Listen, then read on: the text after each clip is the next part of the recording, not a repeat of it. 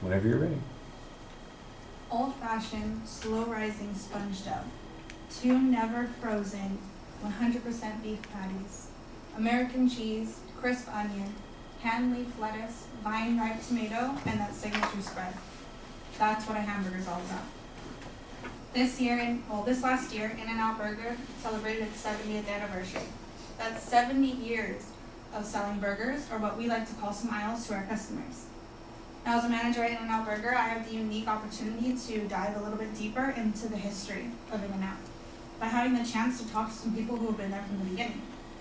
And as college students and SoCal residents, I'm sure all of you have been to In-N-Out Burger at least once in your life.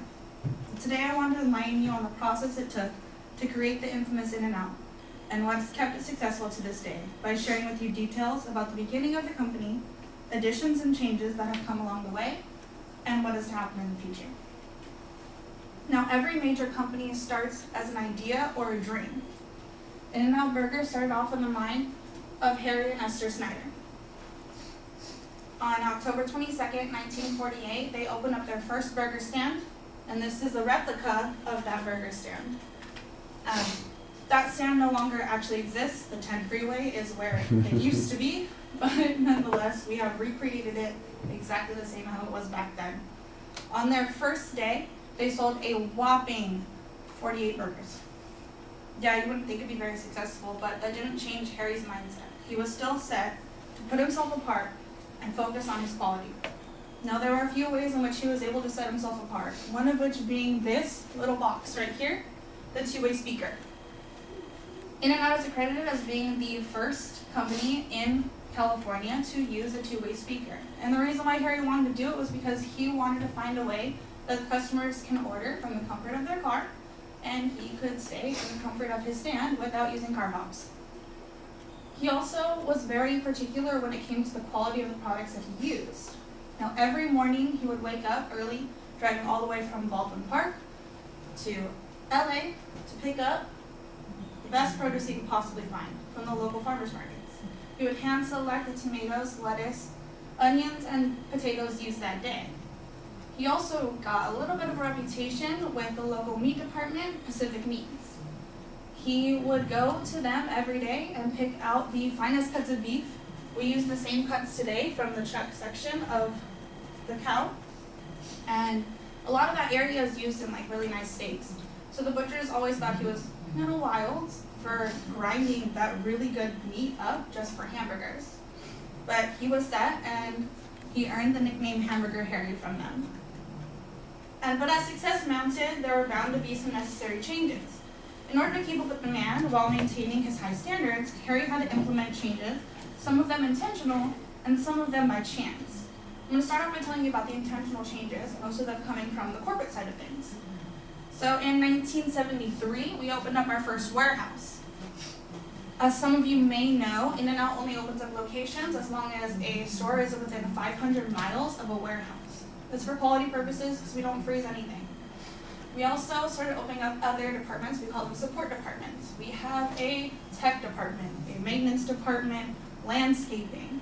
We have contractors within ourselves, carpenters, painters, everything you can possibly think of. In this building right here, this holds a special place in my heart because this is the training department. This is In-N-Out University, where most of my information for this speech has come from when I took classes going to be a manager.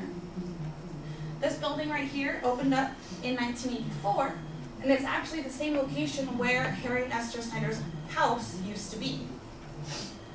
Other changes that came along the way were unintentional. I'd like to talk to you about this lovely looking burger right here called an animal style burger.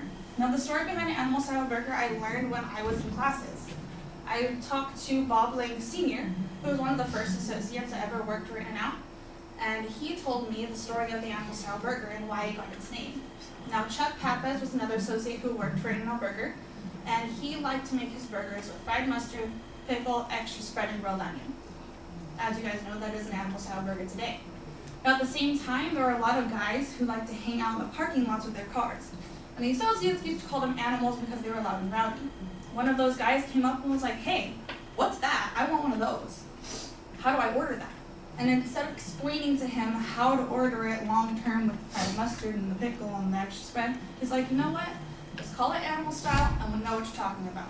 He had no idea how big that would get. What's even bigger, in my opinion, is this little cup right here.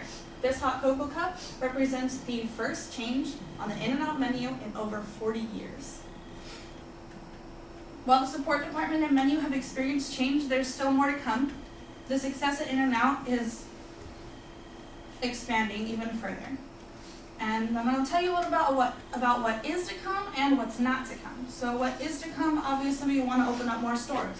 Currently we have 343 stores open in operation according to In-N-Out's website, but we are looking to go further. I can officially tell you guys what some of you may already know, that we are indeed going to Colorado. We'll be opening up our first store in Colorado Springs, hopefully around 2020. We have purchased the land and we're going to build our warehouse first, because that 500-mile range. We also want to tell you a little bit about what's not going to happen. Lindsay has spoken openly about franchising and how she will never ever franchise. Now this is Lindsay. She is the president, CEO, sole heir, and only grandchild of Harry Snyder. She owns everything. In an interview with CBS News, she said, "The only reason you would do that is for the money, and I wouldn't do it. My heart is totally connected to this company because of my family and the fact that they're not here. You know, I have a strong tie to keep things the way that they would want it. And it's really easy to know what her family would want because Harry lived by one simple rule. Keep it simple. Do the thing, one thing, and do it the best you can." In-N-Out has remained a thriving business, starting back in 1948 with Harry's unwavering expectations for a high-quality product, the adaptation of new departments to sustain that company and its growth, and the plan for success in Colorado. I hope you will continue to enjoy In-N-Out Burger and that you have learned something new here today. Feel free to stop by the La Habra location and visit me anytime. I'll be happy to take your order.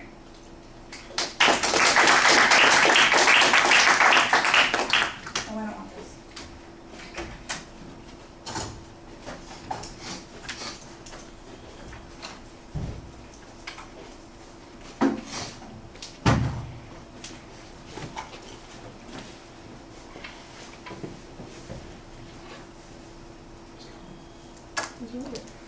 Ooh.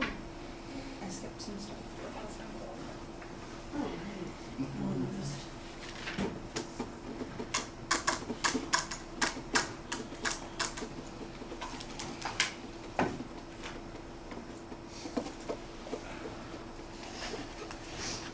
There's so many more stories. All right, Allie, so tell us what you thought. So, I think you did a great job. So I'm guessing your central idea, thesis statement was like the history of In-N-Out, the process, and why it has kept its success level, and talking about the future and what's not going to happen in the future. I think you definitely hit all of those points. I really liked your attention device to pull in the audience. You clearly stated what you were going to present. You knew the presentation well, and it's obvious, like just from your experiences and your stories, I thought that those were implemented well. You explained the pictures used within the PowerPoint. Your organization throughout was great. The transitions, I thought, throughout the speech could be more like clearly stated of like what's going to happen next in that section. The visual aids implemented great. You explained them well. You pointed to them. And then overall, I thought the speech was presented confidently, and you did a great job throughout. All right. Well, I'm going to endorse Allie's evaluation. I thought she did a very good job talking about your presentation. She picked out most of the things that I would have picked out. I thought that the attention device was fine. It was subtle, and it introduces the subject very clearly.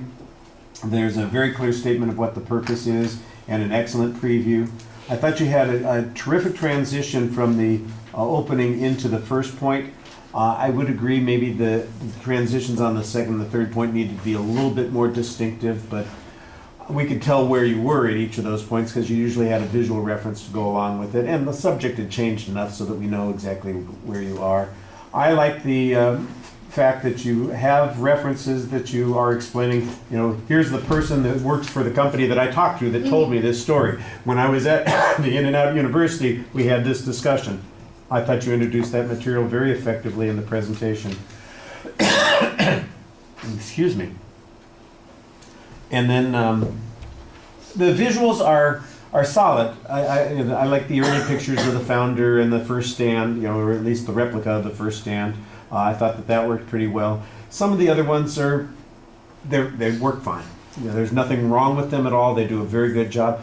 I do think that there are a couple of things that, like for example, the growth cycle that the company's been on, that could have been visualized a little bit. I did appreciate the, going to Colorado, and you mentioned the location in Colorado Springs. But I was kind of looking at the map going, okay, so I know where Colorado Springs are. Where's the warehouse going to be, and where are the other locations going to be? They may have been up there, but I didn't see them being highlighted, and that just little things like that. So these are minor quibbles about what could be better in the presentation. What could you have added to it? But nothing was bad. Nothing in the presentation was problematic. It just, what could you do that's a little bit better? I think you do an excellent job talking to the audience for the most part. You have a slight reference to notes is you can get away with and still know where you're going. And I like the exit line also. I think that leaves the audience with a good impression that you thought about how I'm going to get out of this speech. Yep. And, I planned it. I didn't just run out of things to say and I'm stopping here. It's like, I know that I'm done. I want everybody to know that I'm done, and I'm going to make it a reference to what we've been talking about, and that's perfect. Okay? All right. Thank you. Definitely made me hungry. Yeah.